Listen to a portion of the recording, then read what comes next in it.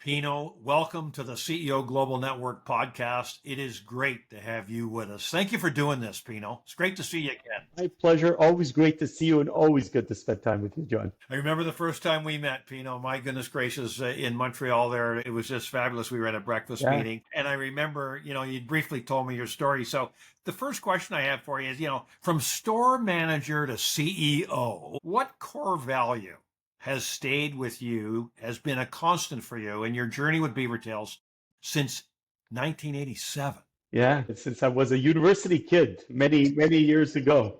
I had read that they did some study. It might have been Henry Mintzberg from McGill that did this study, but they looked at what it is that makes success.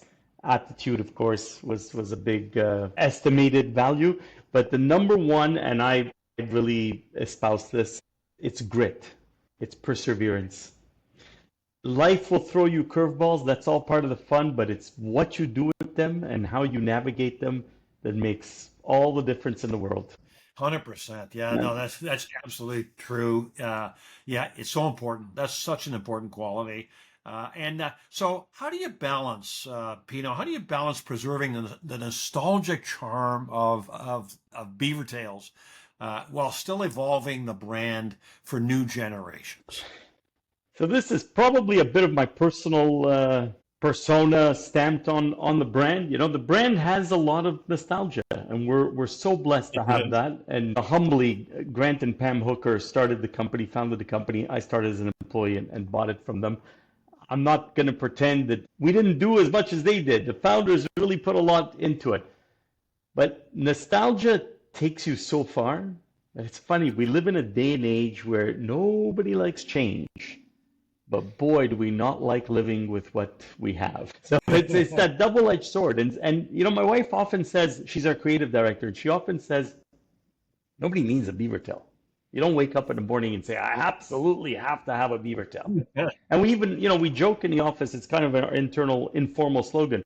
No one goes to Blue Mountain for a beaver tail. We're just blessed that most people don't leave Blue Mountain without a beaver tail.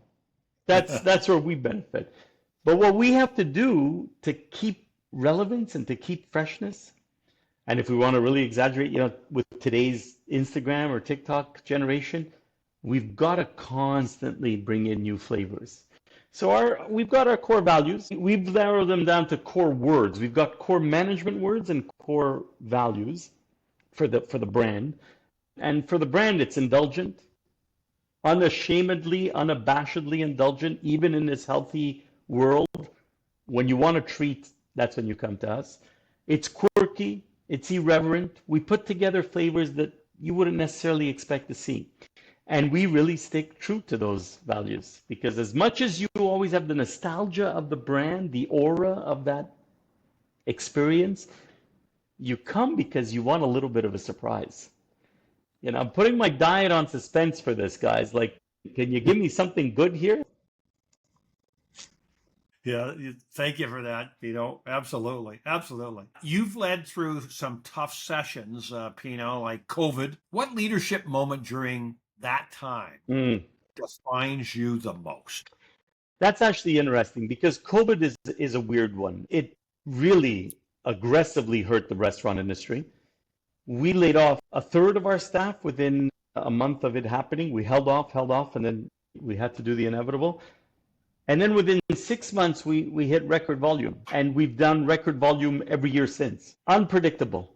And the short of it was that really we couldn't have planned for it. A lot of it just happened serendipitously, and we're blessed again. But when things are bad, it's bad. When things are good, it's worse. Like, we could not have planned for that. And so the reaction we had to do was a little bit, was tough.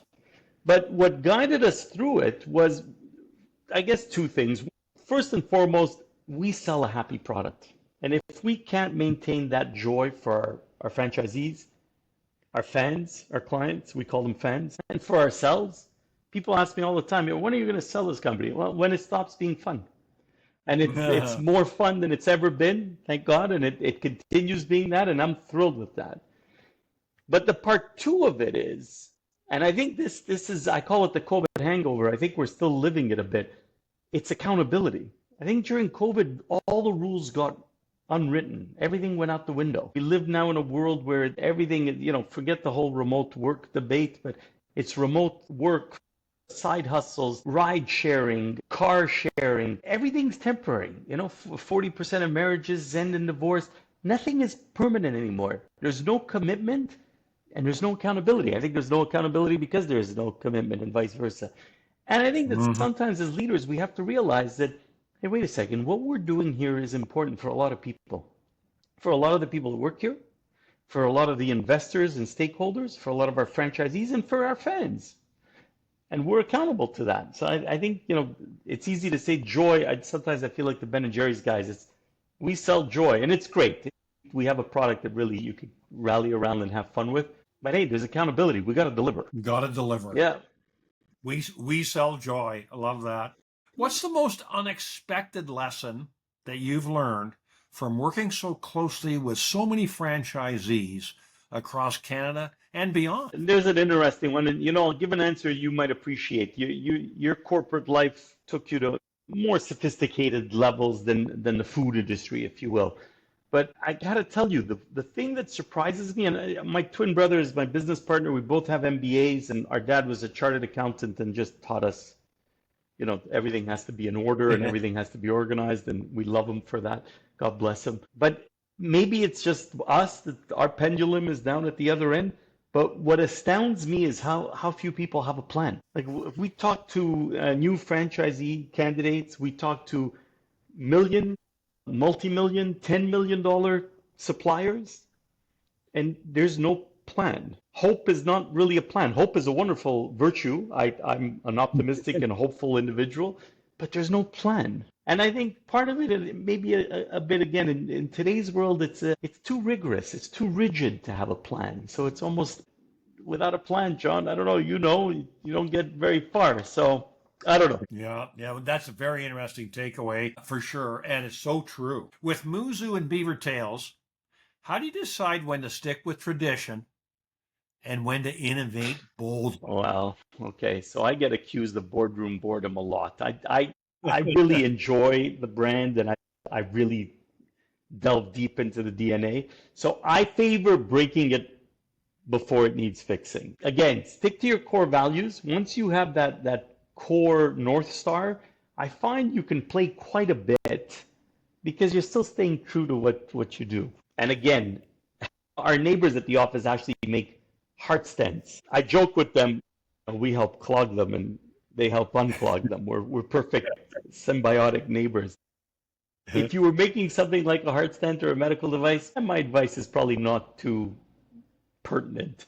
But when you're making something as good as a beaver tail, we just released the Dubai North beaver tail, doing incredibly well. Perhaps the best intro we've ever done.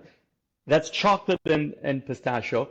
That comes on the heels of just pistachio, which was a limited time offer that did so well we had to keep it permanently, which comes on the heel of our chocolate hazelnut, which has been around for 25 years. And we do about 80 or 100 tons of chocolate hazelnut a year.